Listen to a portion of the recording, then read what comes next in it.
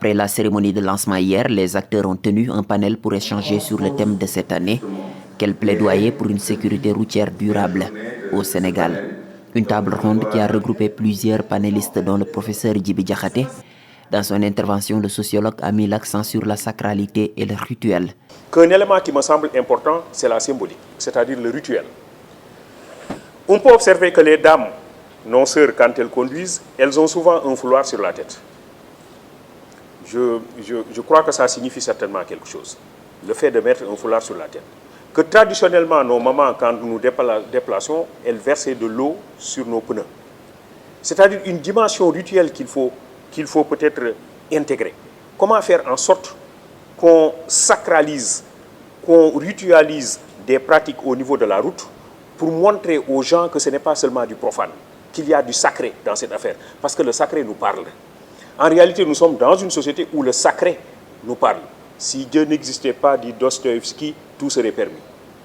Donc chez nous, si Dieu existe, on sait qu'il existe, donc tout n'est pas permis. Comment l'intégrer? Comment aujourd'hui on doit utiliser la formule de Serigne Fallou qui parlait de circulation, de la façon dont le conducteur doit se conduire? Comment on peut l'utiliser, le développer, le structurer davantage et faire en sorte que ça fasse l'objet d'une appropriation par tous les acteurs de la route? Ça signifie que Serigne Fallou est quelqu'un qui nous parle. Ça signifie que Cheikh Ahmed Tidiane est quelqu'un qui nous parle. Et donc, lorsque nous intégrons ces éléments symboliques, je crois qu'il est important d'intégrer ces éléments symboliques dans les grands espaces où nous trouvons des conducteurs. Je pense aux gares routières, je pense aux différents points de ramassage des clients, etc.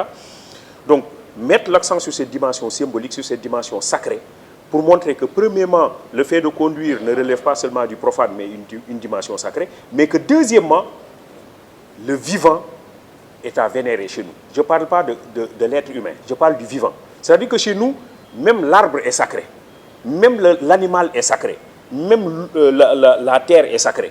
Et donc nous entretenons des relations horizontales avec le vivant et pas des relations verticales. Ce qui fait que même quand je transporte des animaux, même quand je transporte des plantes, je dois considérer que je transporte un vivant.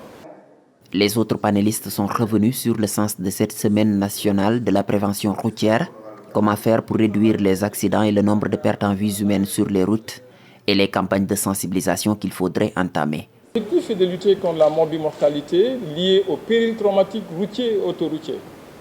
Après la décade 2011-2020, l'Organisation mondiale a jugé de reproduire 2021-2030 avec comme objectif 50% de moins sur les morts et sur la morbidité et a édicté 5 piliers dont celui qui nous intéresse le plus, c'est le post-crash care qui est compris dans la réaction qu'on devrait avoir et la réponse apportée aux victimes sur le plan des soins et sur le plan des secours.